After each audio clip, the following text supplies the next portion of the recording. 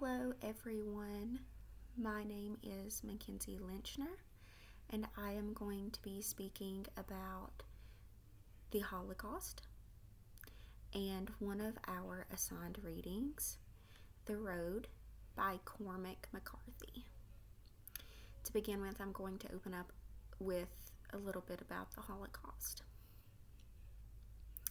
So, the Holocaust was an unspeakable, unthinkable, unimaginable horror for those who lived through it and those who died as a result of its cruelty. It is an example of the darkness that can fester within the world and the suffering that people can bring against their fellow man. The sheer shrieks of planned mass murder, filled with the smell of burning flesh and gas fumes, are how those who speak of their experiences in concentration camps describe the scenes surrounding their suffering. These poor souls felt little to no hope, with nowhere to run, plunged into concentration camps to be starved, burned alive, beaten, and stripped of all forms of humanity. 1933, the year Adolf Hitler rose to power, was the beginning of a great devastation pouring itself onto the Jewish people, trampling them from every direction. Schreiber states, "The Holocaust did not happen all at once. It was not a spontaneous outburst of anger that led to violence, as happens with most genocides. The Holocaust happened in stages, and it spread from Germany to Austria to Poland to Eastern Europe and to the rest of Europe, with a slow and stealthy approach that eventually became brute force.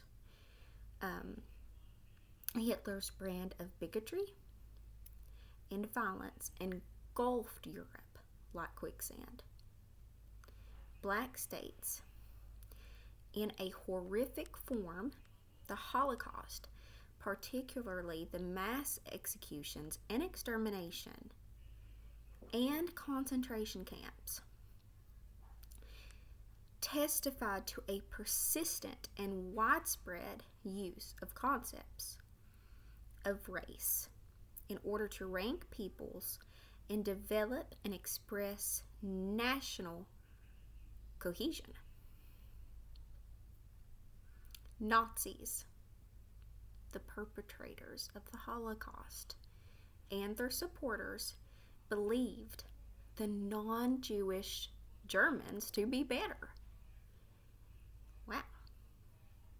Ultimately, concluding their Jewish counterparts deserved to be exterminated, killed. Nazis would beat, torture, hang, sexually assault. They would, perform experiments on Jewish prisoners within the concentration camps. Prisoners were treated as vermin, living in tight barracks stacked upon one another, living in squalor. Schreiber states, in the women's barracks, there was one toilet for several hundred women. Imagine. The barracks and the clothes did not protect the inmates from the severe winter cold. Medical attention, for the most part, was non-existent. The smell of burning bodies and human feces was in the air at all times. Everything was designed to demoralize and to make one wish he or she were dead. And this wasn't just adults. This was children. These were, older. Just everybody.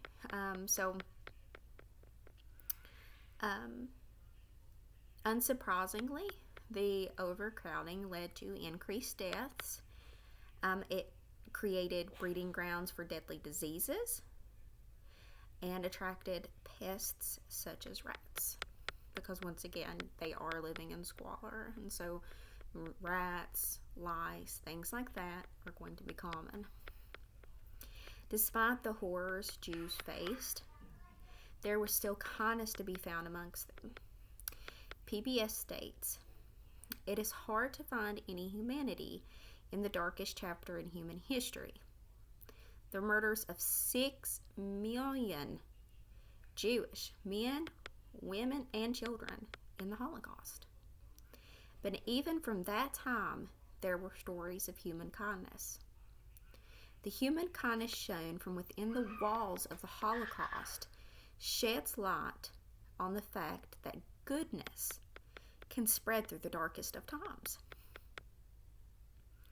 If we fast forward to the end of the Holocaust, the Jews who survived were evacuated from the concentration camps and immigrated elsewhere.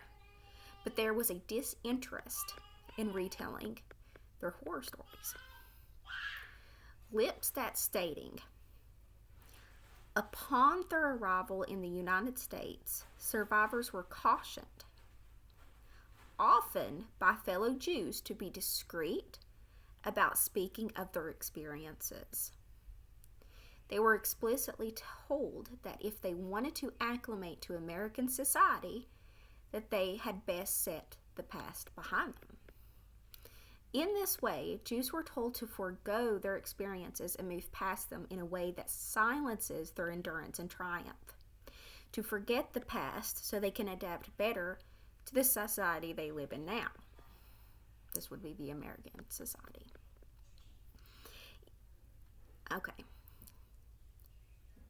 So now we're going to kind of get into the connection between the Holocaust and our assigned reading. So, in comparison, The Road by Cormac McCarthy is set in a post-apocalyptic world where, like the prisoners of concentration camps, everything suffers from and or is surrounded by death and starvation. Much of civilization has died, and the contemporary world, as we readers know, is gone. A man and his boy try to carry the fire in a way that defies the new world standards. They survive by gathering food while avoiding the cannibalism that many of those around them have resorted to, and refraining from stealing from others along their journey, ultimately showing respect for their fellow man. They are on a journey south, trudging through the snow in improper wear and declining health, facing starvation and exhaustion. This moment would be similar to the winter months in the concentration camps, where prisoners would have to complete a death march. The marches were completed in the snow, with Jewish prisoners forced to wear improper clothes and shoes. If they did not keep at an acceptable pace for the officers, the police would shoot them, hence the name Death March. Similarly, the man and boy must keep a healthy pace to avoid predation by the few remaining surviving humans. In addition, the man chooses to avoid predation by the few remaining survivings. In addition, the man chooses to forget his past by foregoing his personal items, including a picture of his dead wife. He makes this choice so he can better adapt to the world he lives in now. Even throughout the road, the man and boy do not mention their names. And this is to symbolize moving beyond the old world standard, who they were then versus who they are now. And in a similar way, the Nazis forced the Jews into a few ways of abandoning their old lives by stripping them of their names, hair, and clothes to be renamed and put into uniforms. This also coincides with how the Jews were told not to mention their past, as it may complicate their new journey. An important point of contrast, of course, just want to make this clear, is that the man made the choice willingly to discard things that reminded him of the past. Though he felt it necessary, he made a choice that the sufferers of the Holocaust were not given the chance to make. The boy remains compassionate for life and others, although his kindness is rooted in kind of a naive, juvenile perspective, and it could be easily taken advantage of. The boy does share a can of food with an old traveler who seems hurt and ill, risking putting himself and the man in jeopardy because we know food is scarce. So that's a big moment of compassion. And this is a direct parallel to the kindness found within the Holocaust, that could be found within the Holocaust, because again, scarce. Sometimes by the Jews and sometimes by the Germans, Nazis. In the end, the man dies from overall poor health, since medicine and medical attention are a scarce commodity. Likewise to the Jewish prisoners, medical attention was basically non-existent. Therefore many died from sickness. The road and the Holocaust are dark and degrading moments for humanity, as the evilness of mankind has manifested into terrors. And thank you for coming along with me, and that concludes my oral presentation. Thank you, guys.